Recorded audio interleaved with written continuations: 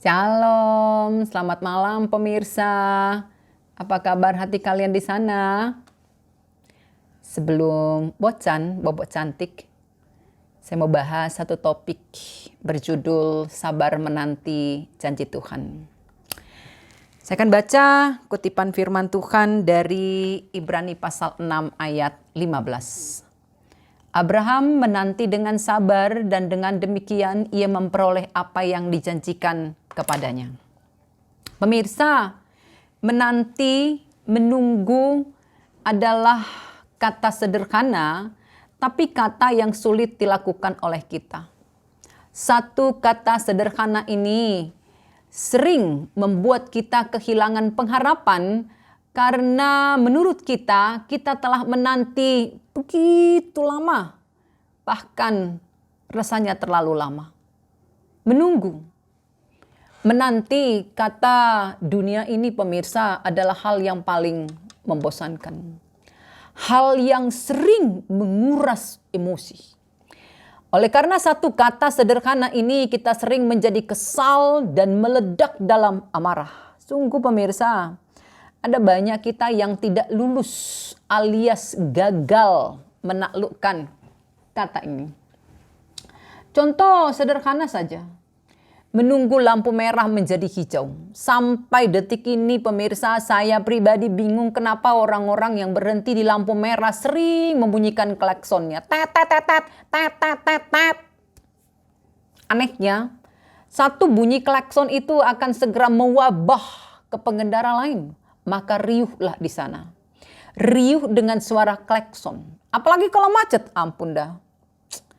Macet plus berisiknya klakson. Pemirsa bisa bayangkan rasanya seperti apa di tengah-tengah kondisi seperti itu. Sekali lagi saya katakan, jujur saya pribadi bingung dan sering bertanya dalam hati. Kenapa sih orang-orang membunyikan klaksonnya ketika macet pun ketika lampu merah menyala? Apakah bunyi klakson itu bisa membuka jalan? Atau mempercepat lampu merah menjadi hijau? Tidak, bukan?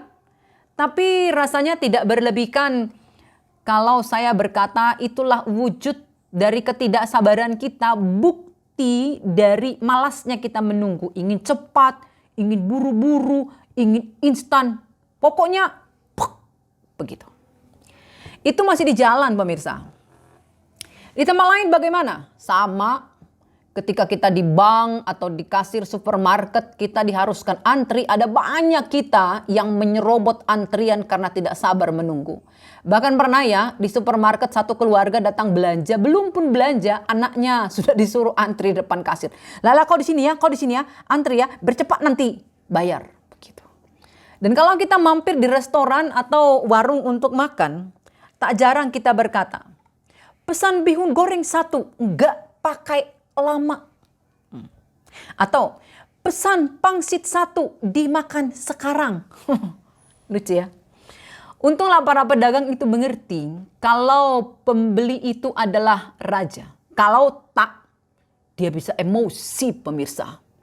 Ya, kalau misalnya kita ngomong seperti tadi itu, dia bisa menjawab, ya sudah, bikin aja sendiri. Atau kalau kita ngomong seperti tadi, dia bisa menjawab sambil tersenyum. Oke. Lalu dia datang bawa pangsit mentah sambil berkata, silakan dimakan. Begitu. Menanti.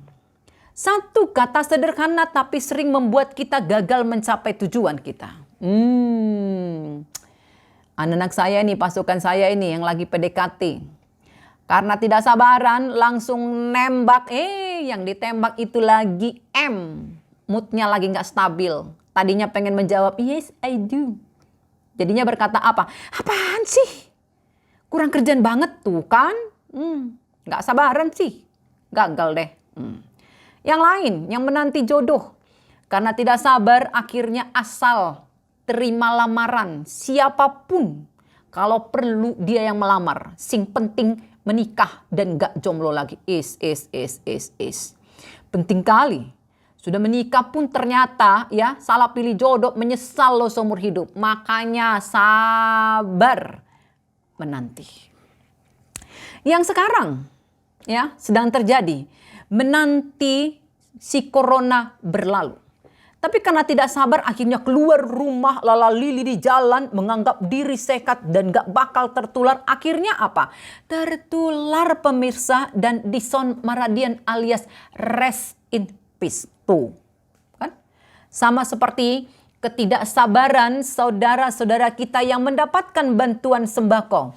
Akhirnya ricu kan? Betapa susahnya untuk bersabar ya pemirsa.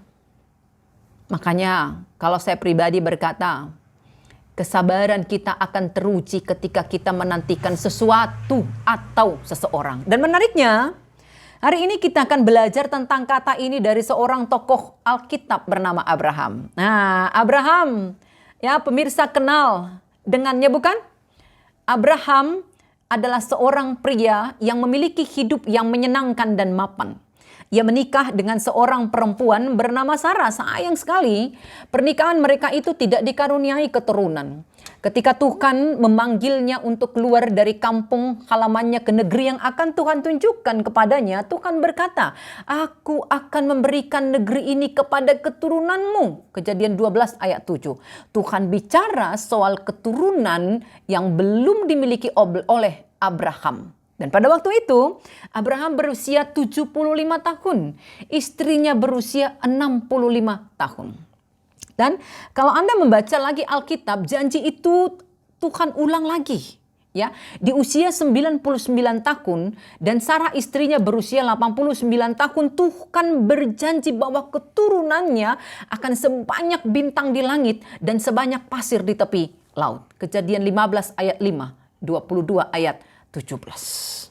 Bayangkan pemirsa, usia 75 tahun, kemudian usia 99 tahun, dalam rentang waktu berapa lama? 24 tahun. Di saat istrinya telah berusia 89 tahun pemirsa, Tuhan berbicara kepada Abraham soal keturunan. Nah, saya searching lah di Google pemirsa.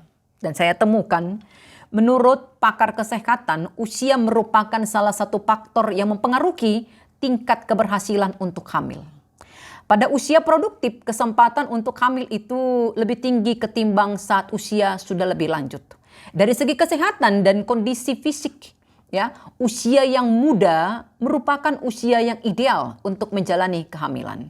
Sebenarnya sih, kata pakar kesehatan pemirsa, tidak ada patokan khusus usia terbaik untuk mendapatkan kehamilan. Tapi umumnya kesuburan seorang wanita akan menurun seiring pertambahan usia. Dan di samping itu, kehamilan di usia tua juga berisiko menyebabkan komplikasi pada ibu hamil. Itu sebabnya hamil di usia muda lebih disarankan. Tapi semua yang saya katakan itu tak penting dan tak ada artinya untuk Abraham, khususnya Sarah. Kenapa? Kejadian 11 ayat 30 menulis, Sarah dinyatakan mandul. Mandul artinya apa pemirsa? Tidak bisa punya anak. Tapi di usia 89 tahun, Tuhan menjanjikan keturunan kepada mereka, kepada Sarah yang mandul dan sudah uzur. Satu kata menurut saya untuk janji itu, kata apa? Mustahil. Itu kata yang kita pakai dari kedagingan. Tapi apa yang kemudian terjadi pemirsa? Sarah melahirkan Ishak tepat 25 tahun setelah mereka tiba di tanah perjanjian di usia Abraham 100 tahun. 1 tahun berselang setelah Tuhan mengulangi janjinya kepada Abraham, janji itu digenapi, Sarah mengandung dan melahirkan. Haleluya. Setelah 25 tahun menanti, itu hitungan saya pemirsa ya. 25 tahun dari janji Tuhan ya. Saya tidak tahu pasti di usia berapa Abraham dan Sarah menikah dan sudah berapa lama mereka berumah tangga dan sudah berapa lama mereka menantikan keturunan. Tapi saya simpulkan saja begini. 25 tahun plus menanti. Dan Alkitab katakan Abraham menanti dengan sabar dan dengan demikian ia memperoleh apa yang dijanjikan kepadanya. Pemirsa, andai kata kita berimajinasilah dulu. Kita mau tanya Bapak Abraham, Pak, Apa sih tipsnya bisa sukses menunggu selama 25 tahun plus? Sambil tersenyum, Bapak Abraham akan berkata, sabar. Hah? Sabar? Cuma itu, Pak? Nggak pakai tips lain? Tanya saya. Enggak, cuma itu, sabar. Pemirsa, menurut saya jawaban itu bisa bikin emosi. Karena bahkan si sabar pun tak sesabar sabarnya si Abraham ini. Lalu kita bertanya, sabar apa sih artinya, pemirsa? Kita intip yuk, Kamus Besar Bahasa Indonesia. Di situ ditulis sabar adalah tahan. Ya, tidak lekas putus asa, tidak lekas patah hati. Sabar adalah tabah. Sabar adalah apa? Tenang, tidak terburu-buru, dan tidak tergesa-gesa. Pemirsa perhatikan, di dalam kata sabar ada kata tabah, ada kata tahan, ada kata tenang. Menanti 25 tahun plus, menanti di status istri yang mandul. Kira-kira menurut pemirsa rasa hati Abraham itu seperti apa? Buat saya sungguh Abraham ini adalah tipe pria sejati yang begitu setia pada istrinya, yang tidak goyah meskipun dia tidak memiliki keturunan, bahkan tidak goyah ketika dia sebenarnya punya kesempatan untuk punya keturunan dari perempuan lain. Tapi dia tetap setia. Kasusnya dengan Hagar itu cerita yang berbeda, pemirsa, karena itu ide dari istrinya Sarah. Ya, apa yang membuatnya menjadi begitu sabar, begitu tahan, dan begitu tenang? Satu. Atau yang pertama, pemirsa. Menurut saya yang membuat Abraham itu begitu sabar, rahasianya yang pertama adalah hatinya yang terpaut pada Tuhan. Pemirsa, bacalah Kejadian 12. Ketika dia dipanggil Tuhan keluar dari kampung halamannya, dia pergi tanpa bertanya, tanpa interupsi, bahkan tanpa meminta waktu untuk berpikir-pikir dulu kepada Tuhan. Tapi dia langsung pergi dengan taat ke negeri yang bahkan dia tak ketahui ada di mana. Bisakah Abraham melakukan hal itu jika hatinya tidak terpaut pada Tuhan, pemirsa? No. Ngomong-ngomong, pemirsa ngerti arti terpaut? Terpaut itu artinya tersambung, connect, terikat erat-erat. Maka meskipun dia tinggal di negeri dan keluarga yang menyembah Allah lain menurut Yosua 24 ayat 2. Tapi Abraham adalah orang yang takut akan Tuhan. Dan takutnya kepada Tuhan itu membuat dia begitu terikat erat-erat kepada Tuhan. Sehingga apapun yang dikatakan oleh Tuhan, meskipun itu melampaui semua kemampuannya untuk menelaah, kemampuannya untuk memahami, Abraham taat dengan apa kata Tuhan. Nah, hati itulah pemirsa yang terus terpelihara dalam hidup Abraham sampai pada puncaknya. Kalau pemirsa ikuti, ketika Tuhan meminta dia untuk mempersembahkan anak yang dinantikannya selama 25 tahun plus untuk dipersembahkan kepada Tuhan. Sekali lagi, Abraham tanpa protes, tanpa berkata pikir-pikir dulu, dia melakukan permintaan Tuhan. Apa artinya, pemirsa? Artinya, mustahil Abraham akan punya kesadaran yang begitu luar biasa kalau dia tidak terikat erat-erat dengan Tuhan. Sebab di luar Tuhan, tidak ada kesabaran, pemirsa. Di luar Tuhan itu yang ada adalah tergesa-gesa. Kalau kami orang Batak bilang hepot, pengen instan, simsalabim, keluarlah kelinci dari topi. Macam begitulah, itu di luar Tuhan, pemirsa. Tapi di dalam Tuhan ada kesabaran, ada pengendalian diri, ada kontrol diri, ada ketenangan, ada ketabahan, ada ketekunan. Menunggu waktunya Tuhan. Dan bukankah itu yang tertulis dalam Galatia pasal 5 ayat 22, pemirsa? Kesabaran adalah salah satu buah roh. Hal yang akan kita miliki ketika kita terpaut, terikat erat-erat dengan Tuhan. Rahasia kedua yang membuat Abraham sabar luar biasa. Apa itu? Dia tidak pernah mau keluar dari zona Tuh kan, wah kalau pemirsa mengikuti video saya ya, pemirsa akan akrab dengan kalimat ini. Ketika Tuhan menjanjikan keturunan kepada Abraham, Sarah istrinya yang mendengar hal itu dan menyadari kondisinya yang mandul dan sudah uzur, tertawa pemirsa di dalam hatinya. Kejadian 18 ayat 12 menulisnya. Tapi saya mau tanya kepada Anda, hanya Sarahkah yang mentertawakan janji Tuhan? Ternyata tidak pemirsa.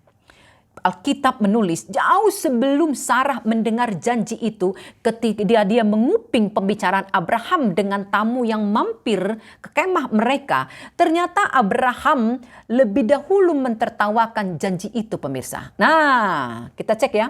Kejadian 17 ayat 17 dikatakan seperti ini. Lalu tertunduklah Abraham dan tertawa serta berkata dalam hatinya, mungkinkah bagi seorang yang berumur 100 tahun dilahirkan seorang anak, dan mungkinkah Sarah yang telah berumur 90 tahun itu melahirkan seorang anak? Nah, pemirsa sudah lihat betapa sangat tidak sopannya ya Abraham dan Sarah. Tega-teganya mereka mentertawakan janji Tuhan. Dua-duanya tertawa, suami istri. Pemirsa. Lah tadi kata Bunda, hati Abraham terpaut pada Tuhan. Kok bisa sih orang yang hatinya terpaut pada Tuhan mentertawakan janji Tuhan? Itu kan sama dengan anggap remeh Bunda. Sabar pemirsa. Disitulah nyata kemanusiaan Abraham. Dia kan bukan malaikat toh. Tapi yang istimewa adalah meskipun dia mentertawakan janji Tuhan itu, berdasar pada logikanya, pemahamannya kalau mustahil baginya dan istrinya di usia yang sudah uzur untuk punya anak, Abraham tidak pernah mau keluar dari zona tuh kan. Itu pemirsa, catat. Pemirsa masih ingat dengan tuturan Ibrani 12 ayat 15? Jagalah supaya jangan ada seorang pun menjauhkan diri dari kasih karunia Allah, agar jangan tumbuh akar yang pakit yang menimbulkan kerusuhan dan yang mencemarkan banyak orang. Zona Tuhan yang sering saya sebutkan itu adalah zona di bawah kasih karunia pemirsa. Kasih karunia yang membuat saya hidup, kasih karunia yang membuat hidup saya layak untuk dijalani dan dinikmati, kasih karunia yang membuat saya yang tadinya bukan siapa-siapa ini menjadi seseorang yang berharga. Kasih karunia yang wah. Kalau tak ada kasih karunia pemirsa, tak ada pendeta Mareta. Tapi dengan kasih karunia itu, life without limit pemirsa. Wow, nah maka akan menjadi berbeda ketika saya berdiri di zona saya manusia biasa yang cuma debu ini, maka segalanya akan menjadi mustahil buat saya. Bahkan bukan hanya mustahil, hal kecil pun bisa membuat hati saya menjadi pahit, tiada pengharapan. Tapi kalau saya berdiri di zonanya Tuhan, zona kasih karunia, maka meskipun kadang jujur pemirsa, kadang melangkah saja sudah tak mampu, saya tetap punya keberanian dan kekuatan untuk ngesot pun jadi. Atau merangkak deh, saya tetap bisa. Karena kasih karunia itu melingkupi saya. Pemirsa tahu? Itulah yang membuat Abraham tidak gagal dalam penantiannya. Walau pernah dalam hidupnya, di kedagingannya dia mentertawakan janji Tuhan. Walau pernah dalam hidupnya, dia tiba di titik melihat semua hal dalam dirinya dan diri istrinya. Semua hal yang membawa mereka ke kata mustahil. Tapi karena Abraham tetap di zona Tuhan, dia terus bergerak maju. Hatinya terkawal pemirsa. Penantian begitu lama tak membuatnya menjadi pahit dan menjadi putus asa. Tapi sebaliknya, zona kasih karunia ini membuat dia semakin bertekun menanti janji Tuhan. Lalu Ibrani 6 ayat 15b berkata, dengan demikian ia memperoleh apa yang dijanjikan kepadanya. Pemirsa, saya tak akan pernah bosan mengutip perkataan koko saya pemirsa, perkataan yang benar-benar saya hidupi hingga detik ini. Bunda, tetaplah di posisi yang tepat untuk Tuhan jangkau. Maka Pahamilah pemirsa, ketidaksabaran kita dalam menantikan sesuatu, meskipun penantian itu kita awali dengan baik, tapi ketika dalam proses penantian itu kita tidak setia, kita akan tiba di akhir yang menyedihkan. Dan saya harus katakan kepada Anda, ada banyak kita orang Kristen yang berkata percaya kepada Yesus akhirnya gagal memperoleh apa yang Tuhan janjikan karena kita tidak tetap pada posisi kita. Jadi please, pemirsa, ambil posisimu dan ambillah porsimu. Wah, maaf ya kok, saya mengutip perkataan Koko lagi. Boleh ya pemirsa? Saya mengakhiri renungan malam ini dengan sebuah lagu, Waktu Tuhan.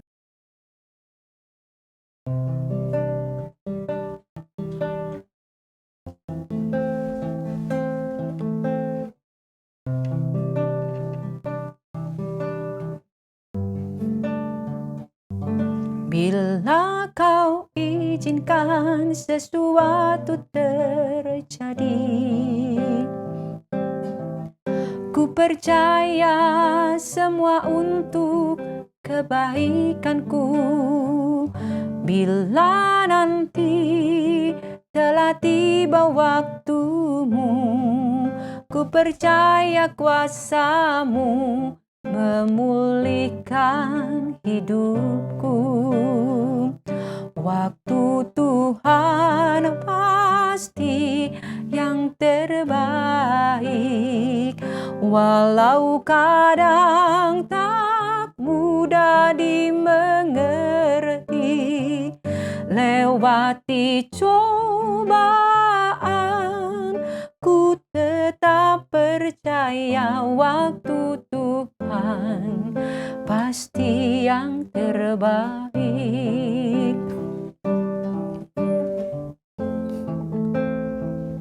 Menunggu memang bisa menjadi membosankan pemirsa. Tapi kalau kita fokus kepada Tuhan, penantian itu bisa menjadi indah. Bila kau izinkan sesuatu terjadi, ku percaya semua untuk kebaikanku. Bila nanti telah tiba waktumu, ku percaya kuasamu memulihkan hidupku. Waktu Tuhan pasti yang terbaik, walau kadang tak mudah dimengerti. Lewati cobaan, ku tetap percaya waktu Tuhan pasti yang terbaik. Waktu Tuhan pasti yang terbaik, walau kadang tak mudah dimengerti. Lewati cobaan, ku tetap percaya waktu Tuhan pasti yang terbaik. Waktu Tuhan pasti yang terbaik. Salam sehat, tetap happy. Mekel Mahita, semangat dan wukuy.